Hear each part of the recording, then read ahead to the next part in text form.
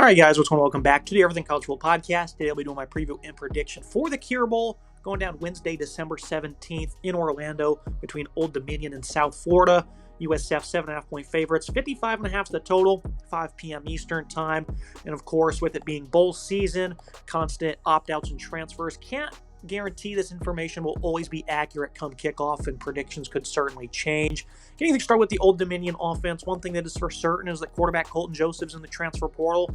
I don't anticipate he will play, and I think that early spread kind of indicates that.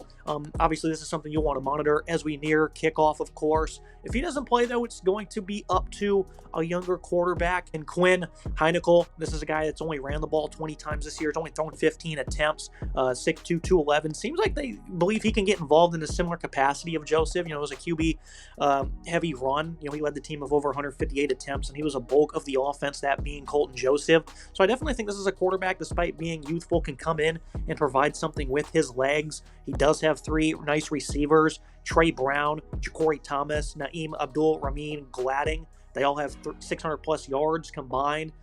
They have 15-plus touchdowns combined as well. This has been a very good offense when it comes to throwing the football and being able to run as well. And running the ball is their strength. This is a team that puts up 237 yards per game on the ground. Traquan Jones at running back, 736 with 5 scores. Devin Roche, 530 and 4 more scores. So the running backs are going to get a heavy load in this game. And, depending on what happens with Joseph, they're still going to look to keep the quarterback involved in this offense. And this is a defense in USF. They've done well against the run this year. Only 3 times they've allowed over 150 yards. One was in the season finale in a 48-point win over Rice. The other was against Navy. It's always tough and tricky to defend that triple option. And then against Miami, they allowed 205 back in September. So this has been a very good run defense in conference play. No real standout on the defensive line. Trayvon Mitchell, Rico Watson, or Devin Lee, that is, rather, up front have been respectable. Josh Salazar, I think, is very good as well. But when you look at the linebackers, that's where they do a lot of their heavy lifting. Mac Harris with 100 tackles, 7.5 TFL, 6 sacks. He leads the team in numerous categories. Jalen Schuler with another 95 tackles. Has an interception on the year, 7 pass breakups. He's been very good in coverage. So this is a nice 1-2 punch-out linebacker. These guys being seniors, I don't envision that they're not going to play in this game at all. So I think they're going to be full strength on this side of the ball compared to Old Dominion, who might not be. And you look at the secondary, in terms of numbers, they've struggled, right? 252 yards per game allowed is one of the worst ranks in the country. But if you've watched USF this year, those numbers are largely skewed. A lot of these teams have been playing from behind against USF. Outside of Miami, obviously that's a tough game that they got scorched in. Memphis, they played from behind, and it was a competitive game. They ended up winning, so that made sense in that realm. But a lot of these games are decided, and those teams are just throwing the football to try and do something just to keep it a 20-point game. So that's usually the sphere USF is in. I think this is a very talented secondary. You look at the corners in Deshaun Rucker, Jonas Duclona. Duclona has been great in coverage this year. James Chenault gets involved a little bit. He's not as consistent. Jarvis Lee in the slot. This is a guy I think is a very good run stopper. Then at safety of Taven Ward and Fred Gaskin. These guys also have some pretty big inconsistencies when it comes to slowing down the run themselves, but I think in coverage they've definitely done some pretty good work. This is a team that's helped force 14 interceptions on the year. So I like what USF can do altogether on this side of the ball. It's a disappointment they weren't able to beat Navy or Memphis. That's a game they ended up blowing, or they would have been playing for the conference championship game. Some of the defense obviously gets charged with that, but mainly because their offense stalled out. So this is a defense that's been very competitive, especially in conference play. Even with Joseph being out, I think that ODU is not going to have the biggest drop off in terms of production. I think they can still do well in this game.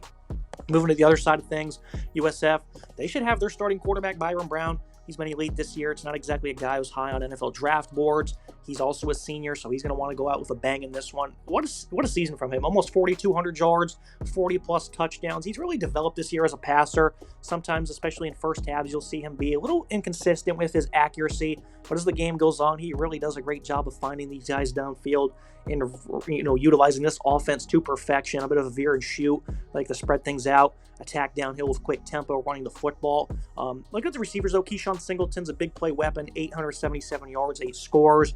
Some younger guys, Christian Neptune, Jeremiah Koger as freshmen, were phenomenal for this group. Madiah Rubin really had to step up in the back half of the year. He's got 495 and 5 touchdowns, some monster performances from him in the month of November. It's a running back by committee approach because Brown gets a lot of the touches, about 15 carries per game off of his legs. he's so elusive, and he's also got a lot of size at 232 pounds. He's just such an amazing runner. He really thrives in that realm. He can rip off big runs. He can break numerous tackles in open field, and of course in the red zone does a lot of damage with 14 rushing touchdowns. Sam Franklin, Alvon Isaac, Nakia Davenport, a couple of the running backs, they all, split touches right down the middle. Davenport's probably been the best runner, 600-plus yards and 7 scores. Franklin also has 6.3 yards per carry, though. So, all these guys are really good at what they do. In conference play, they were phenomenal, 271 rushing yards per game. I use the number in AAC play because they did play some tough opponents in Boise, Florida, and Miami, and then an FCS opponent in the first month of the season. And I think that doesn't, completely entail the full body of work because they're not playing an FBS. They're not playing, a group of, a Power 4 team here. That is an Old Dominion. The Monarchs, though, respectable defense, 19 points per game allowed in the Sun Belt. Against the run, giving up almost 150 yards per contest. They had some great outings against the likes of Troy, Georgia Southern, Georgia State as well. The end of the season, this run defense really played well. Against James Madison, though, I think a similar opponent. They gave up 300-plus rushing. Marshall had 200-plus rushing before that. Indiana had 300-plus in the season opener, and, USF's capable of doing that. They're not Indiana by any means, but they can hit you with 300-plus yards if they're going to run the ball 50, 60 times, so it's really been a struggle for them. But for the most part, they also look very stout in conference play. Jeremy Mack at linebacker, he's been tremendous for them. 10 tackles for loss on top of 67 tackles. Chris Forbes on the defensive line as a freshman has been very impressive for them. 8 tackles for loss. Gets some consistent pressure as well. You look at Jackson Forrest, another one of those young cats, a freshman who's been great at linebacker. So I love the middle of the defense for Old Dominion. Their secondary, though, is really where they thrive. They've not been giving up a whole lot of yards per game. They're in the 180s per contest, spearheaded by a phenomenal cornerback group. Zion Frank, Brandon Crutchfield. These guys have been tremendous. In coverage, they really do a lot of damage. They don't get taken advantage a whole lot. They're very clean corners as well. Not a lot of penalties are drawn on these guys. The aforementioned linebacker, Mack, well, he's really a safety, but he can play linebacker right. He can get in the box, and he does a lot of damage from there. But he's also in the slot a lot. So you can typically call him a linebacker, even though he is probably a safety. Just a hybrid player overall. Mack's tremendous. Jerome Carter at safety, elite run defender, also has 4 interceptions. He's been highly productive for them, leading the team with 72 tackles. He's just been great in all regards. I think this is a very good Old Dominion defense, and I love what that secondary can do. But again, against James Madison's probably going to be the most comparable opponent. They got torched in that one. They gave up 60-plus points.